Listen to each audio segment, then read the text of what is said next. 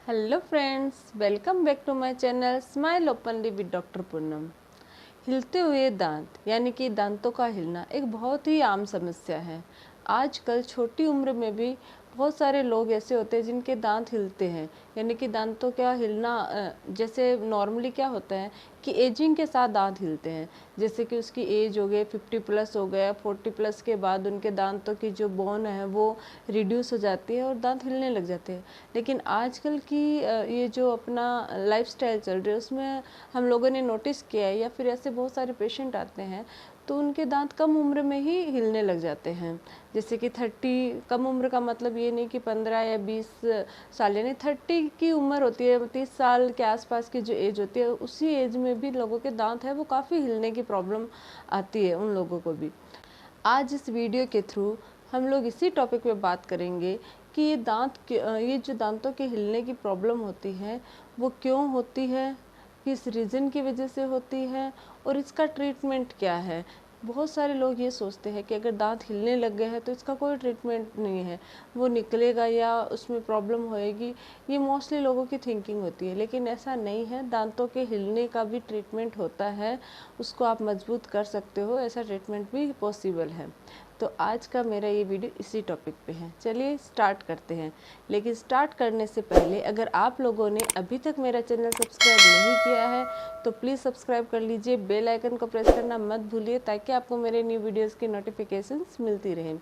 चलिए स्टार्ट करते हैं। दांतों का हिलना क्या होता है। दांतों के हिलने को मोस्टली हम लोगों ने 3 भागों में डिवाइड किया हुआ है, जैसे कि ग्रेड 1 मोबिलिटी, ग्रेड 2 मोबिलिटी और ग्रेड 3 मोबिलिटी। ग्रेड 1 मोबिलिटी का मतलब होता है कि 1 mm से भी कम पोर्शन में वो हिल रहा है। ये जब हिलता है, ग्रेड 1 मोबिलिटी जब होती है तो इसमें आपको पता नहीं चलता है कि आपका दांत हिल रहा है क्या। आप डेंटिस्ट के पास जाते हो, वो चेक करता है, तभी आपको पता चलता है कि आपका दांत हिल रहा है। या फिर इसके सिम्टम्स में कभी कभी अचानक से दर्द होना, झंझनाहट होना, ऐसी शिकायत रहती है, तब जाके आपको पता चलता है कि आपका दांत है वो हल्का हल्का हिल रहा है। ये होती है ग्रेड 1 मोबिलिटी। अब जो ग्रेड 2 मोबिलिटी होती है उसमें आपका दांत 1 to 2 mm हिलना शुरू हो जाता है। यानी आपको अच्छे से कुछ भी खाओगे तो आपको ऐसे फील होएगा कि आपका दांत हिल रहा है। वो बहुत तेज़ नहीं हिलता है, लेकिन हल्का हल्का अपनी जगह से हिलना शुरू हो जाता है। उसके जो दांत क्या होता है कि एक लिगामेंट से अटैच होता है। बोन और दांत के बीच में एक लिगामेंट होता है जिसको हम पेरियोडोंटल लिगामेंट कहते हैं। जब ग्रेड 2 मोबिलिटी होती है तो ये अपनी लिगामेंट से हट जाता है, अटैच इसका जो होता है वो कम हो जाता है, जिसकी वजह से दांत है वो थोड़ा ज़्यादा हिलने लग जाता है। और ये जनरली आपको पता लगने लग जाता है, जब भी आप कुछ खाते हो तो आपको ऐसे फील होता है कि आपका दांत हिल रहा है। तो इसके लिए फिर आपको डेंटिस्ट के पास जाके दिखाते हो तो कंफर्म हो जाता है कि नहीं, आपका दांत हिल रहा है। लेकिन मोबिलिटी कौन सी है ये डॉक्टर ही कंफर्म करता है कि ग्रेड 2 मोबिलिटी है या ग्रेड 3 है।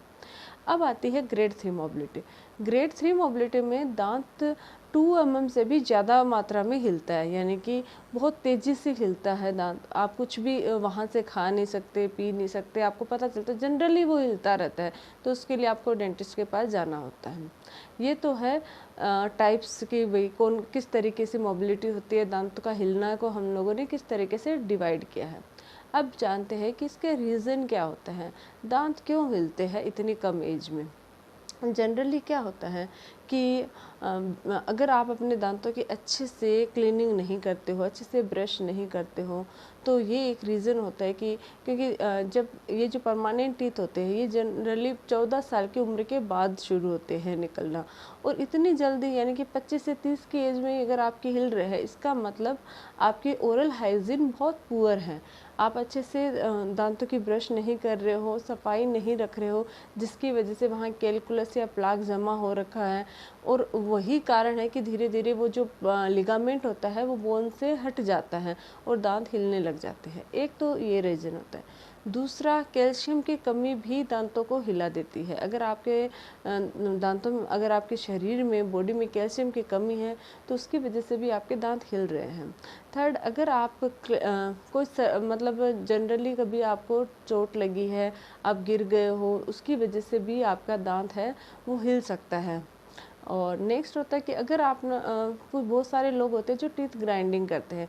टीथ ग्राइंडिंग की केसेस में भी, यानी कि नाइट में दांत पीसने की जो हैबिट होती है उसकी वजह से भी उनके दांत हैं वो हिलने लग जाते हैं। और इसके अलावा होता है कि अगर आपको कोई गम्स डिजीज़ है, गम डिजीज़ का मतलब हो गया पेरियोडोंटल डिजीज़, जैसे कि पायरिया हो सकता है, पेरियोडोंटाइटिस हो सकता है, जिंजिवाइटिस हो सकते हैं, इनकी वजह से भी आपके दांत हिल सकते हैं। क्योंकि पेरियोडोंटाइटिस में यही होता है कि ये जो लिगामेंट होता है, पेरियोडोंटल जो लिगामेंट होता है वो एकदम दांत और बोन से हट जाता है, जिसकी वजह से उसमें गैप क्रिएट हो जाता है और दांत है वो अपनी जगह हिलने लग जाता है।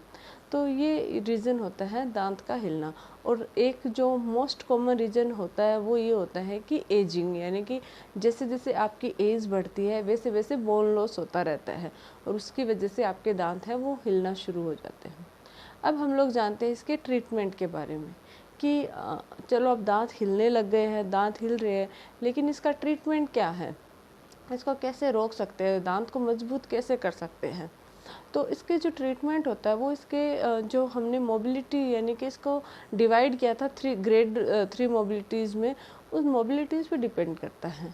अगर आपका दांत ग्रेड 1 मोबिलिटी में हिल रहा है, यानी 1 mm से कम हिल रहा है, तो ऐसी कंडीशन में अगर आप दांतों की सफाई करवाते हो, उसकी स्केलिंग करवाते हो, क्लीनिंग करवाते हो, रूट प्लानिंग करवाते हो, तो उससे आपके दांत है वो जो 1 mm हिलना शुरू हुआ है वो ठीक हो जाता है। क्योंकि आपके दांतों के बीच में कैलकुलस फंस जाता है, जैसे कि आप फोटो में देख सकते हो। ये जो कैलकुलस होता है इसको हम जब स्केलिंग करते हैं तो उसको निकाल देते हैं, जिसकी वजह से वहाँ पे जैसे ही जगह क्रिएट होएगी तो जो आपका प्लाक या जो कैलकुलस होता है ये जब निकाल दिया जाता है तो ये जो आपका गम्स है यानी मसूड़ा है वो आपके दांत को बहुत अच्छे से मतलब पकड़ लेता है। उसकी वजह से आपके दांत है वो हेल्दी हो जाते हैं और जो ग्रेड 1 मोबिलिटी से वो हिल रहे थे हल्के हल्के, वो हिलना बंद हो जाते हैं। ये होता है ग्रेड 1 मोबिलिटी का ट्रीटमेंट। अब होता है ग्रेड 2 मोबिलिटी। ग्रेड 2 मोबिलिटी में स्केलिंग, रूट प्लानिंग तो हम करते ही हैं, साथ में स्प्लिंट्स जो होते हैं, स्प्लिंट्स मतलब आप जैसे फोटो में देख सकते हो, इसकी जो दांतों की जो लिंगुअल साइड होती है उसमें हम स्प्लिंट से जो पास वाले दांत है उनके सपोर्ट से जो हिल रहे दांत होते हैं उनको हम अटैच मतलब रोक देते हैं स्प्लिंट लगा के। तो इससे आपके दांत है उसमें थोड़ी मजबूती आ जाती है और वो हिलने हैं वो बंद हो जाते हैं और वो काफ़ी टाइम तक चल जाते हैं, तो कि आप इजीली खा पी सकते हो, कोई प्रॉब्लम नहीं होती है। अगर ज़्यादा दिक्कत होती है तो अगर आपको कुछ भी फील होता है तो आप उनको रिप्लेस करवा सकते हो।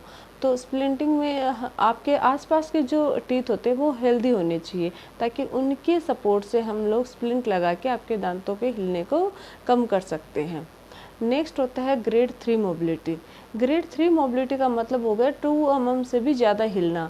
तो इसमें दांत जनरली अपनी जगह से हिलता रहता है और ऐसी कंडीशन में कोई इसका ट्रीटमेंट पॉसिबल नहीं है।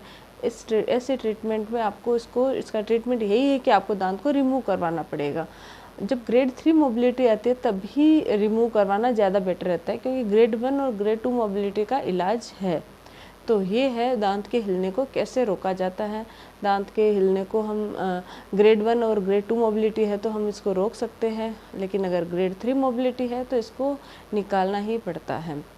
तो अगर आप लोगों को मेरा ये वीडियो अच्छा लगे तो प्लीज़ लाइक, शेयर और सब्सक्राइब जरूर कीजिएगा। बेल आइकन को प्रेस करना मत भूलिए ताकि आपको मेरे न्यू वीडियोस की नोटिफिकेशंस मिलती रहे।